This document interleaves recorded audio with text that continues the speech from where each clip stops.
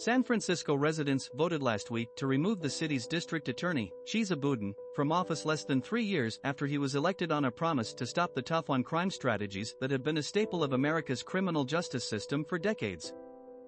The 41-year-old Boudin was one of many progressive prosecutors elected in cities across the country who pledged to reduce mass incarceration, end the war on drugs, and hold police accountable. The movement for criminal justice reform, which had been gaining traction for years, received a big boost after George Floyd's death in May 2020 sparked nationwide racial protests. As homicide rates spiked that same year across the country, voter concerns about crime began to rise. Moreover, San Francisco experienced an increase in property crime and a spate of hate crimes against Asian Americans. Issues recall campaigners used to portray Boudin as failing to protect public safety. Elsewhere in California, Rick Caruso, a former Republican who pledged to crack down on crime and homelessness, appeared to finish first in the primary for mayor of Los Angeles. He will face Karen Bass, a progressive Democrat currently serving in the House of Representatives, in a runoff in November. California progressives got some positive results last week as well, with candidates in other Bay Area counties putting forward strong showings and the state's reform-minded Attorney General posting a massive primary lead over his Republican challengers. Why there's debate. Amid these mixed signals from voters, debate over the long-term prospects of criminal justice reform has raged. In the eyes of many political observers, including both those who favor and those who oppose reform, the results in liberal LA and San Francisco indicate that the public's appetite for a less punitive approach to crime has dwindled dramatically in the face of rising concerns about public safety. Conservatives have seized on Boudin's recall to make the case that the policies of progressive prosecutors are directly responsible for increased crime rates. That view is not necessarily supported by the data. Violent crime rose in both blue cities and red rural areas, but the argument may still be convincing to voters who feel less safe than they did a couple of years ago. Some pro-reform commentators say the trend shows that public support for an alternative to tough-on-crime policies was always fragile, and many Democratic voters were willing to abandon the cause when it came time to follow through on making actual changes. But others argue that the criminal justice reform movement is still making progress. They say Boudin's recall is much more about his shortcomings as a candidate and the political idiosyncrasies of San Francisco than it is about any nationwide shift away from reform. As evidence, they point to positive results last week from progressive DA candidates not just in California, but across the country. Some also make the case that Americans mostly still want to see mass incarceration reduced and police held accountable, but reformers will need to do a better job of addressing reasonable concerns about public safety. What's next? In the coming weeks, San Francisco Mayor London Breed will name a temporary replacement for Boudin who will serve until voters elect a new DA in November's midterm election. The race for LA's mayor will also be decided in November. Perspectives.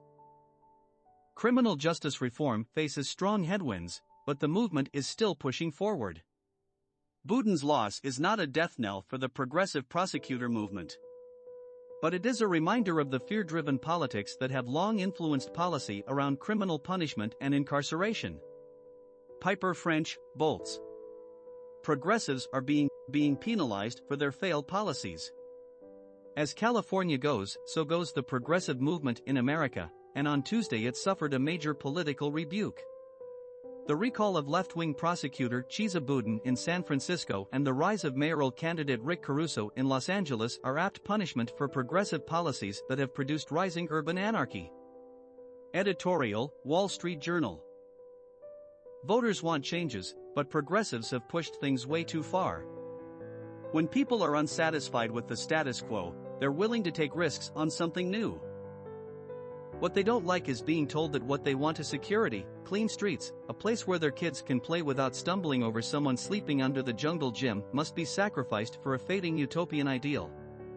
Nancy Rommelmann, Reason.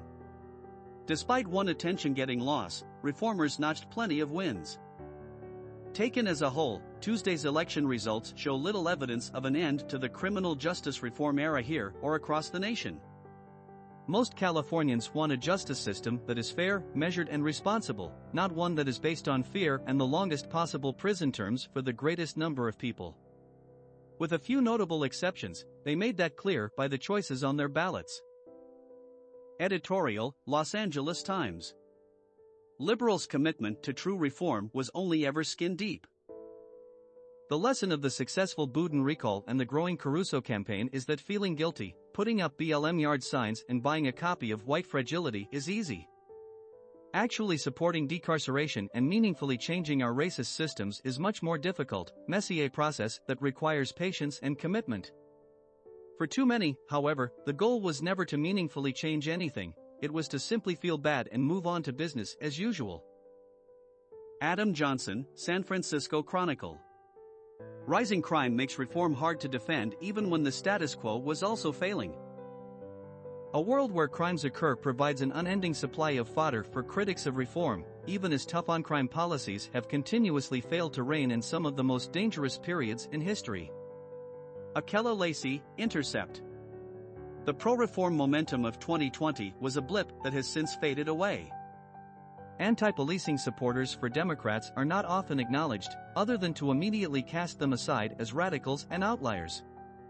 There was a brief moment in the wake of the 2020 uprisings when national publications made overtures toward them, but that turned out to be a flash in the pan. Lexi McMenamin, Teen Vogue.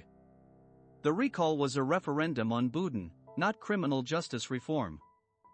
Boudin was happily tossed over the side by much of San Francisco's Democratic political establishment, who regarded him as an embarrassing and not terribly competent outlier, not a national symbol of criminal justice reform, as some have treated him. Ed Kilgore, New York. Communities most harmed by tough-on-crime policies still want to see change. It is increasingly clear that a core source of support for reform prosecutors comes from poorer, blacker communities that bear the brunt of both violence and punitiveness. Reform prosecutors consistently win the voting precincts where violence is most concentrated. Notably, these communities are less vulnerable to fearmongering because violence for them is far less an abstraction and far more a lived experience. John Pfaff, Slate. Centrist Democrats are using crime as a wedge to knock down the left. In many heavily Democratic cities, much of the new war on crime is really a war on the left. In a different era, overhyping crime and blaming progressives to win intra-party feuds could be considered harmless political infighting.